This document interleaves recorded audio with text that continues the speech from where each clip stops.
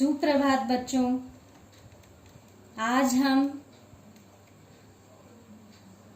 सीखेंगे, जानेंगे और समझेंगे अनेक शब्दों के लिए एक शब्द। इसे अंग्रेजी में वन वर्ड सब्स्टिट्यूशन कहते हैं। हमें अंग्रेजी और हिंदी दोनों की जानकारी होनी चाहिए। अब आइए हम शुरू करते हैं। देखिए, अध्यापक ने क्या लिखा है? अनेक शब्द एक शब्द, अर्थात अध्यापक भी आपको वही समझाना चाह रहा है। अध्यापक भी आपको वही समझाना चाह रहे हैं जो मैं आपको आज बताऊंगी।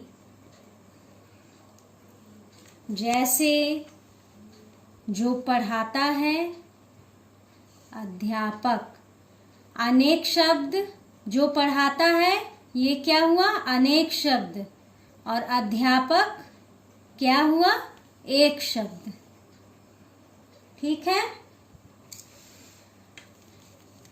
यह व्यक्ति गाना गा रहा है। यह व्यक्ति गाना गा रहा है, तो जो गाता हो गायक, जो गाता हो क्या है? अनेक शब्द। गायक एक शब्द। अनेक शब्दों के लिए एक शब्द। यहाँ यह व्यक्ति खेती कर रहा है, तो देखिए क्या है यहाँ? जो खेती करे, किसान। जो खेती करे, अनेक शब्द। इस अनेक शब्द के लिए एक शब्द क्या है? किसान। यह व्यक्ति मरीज का इलाज कर रहा है, तो इसके लिए यहाँ क्या लिखा गया है? जो रोगी का इलाज करे, चिकित्सक।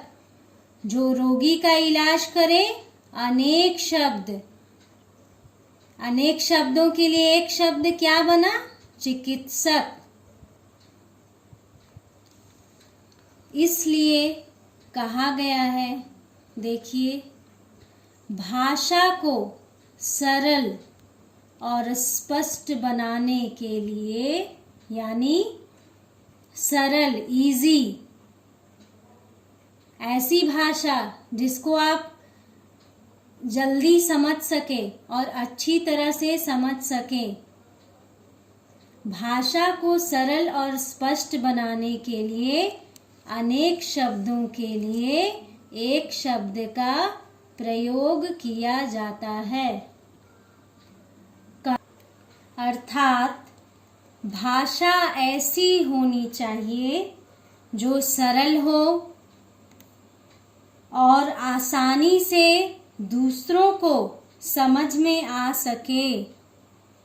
इसलिए अनेक शब्दों के लिए एक शब्द प्रयोग किया जाता है। जैसे चिकित्सा करने वाला, चिकित्सक। जो लोहे का काम करता है, लुहार। जो लकड़ी का काम करता है, बढ़ई। इस तरह से फिर से आपको मैं समझाना चाहती हूँ कि कभी कभी अनेक शब्दों या वाक्यांशों के लिए एक ही शब्द का प्रयोग किया जाता है। इससे भाषा की सुंदरता बढ़ती है और भाषा सरल हो जाती है। शब्द समूह के लिए एक शब्द का प्रयोग करने से भाषा संक्षिप्त यानी छोटी, चुस्त और रोचक और सुंदर भी बन जाती है। तो आज मैंने आपको बताया अनेक शब्दों के लिए एक शब्द। आशा है कि आप इसको समझ चुके होंगे। आज के लिए इतना ही। धन्यवाद।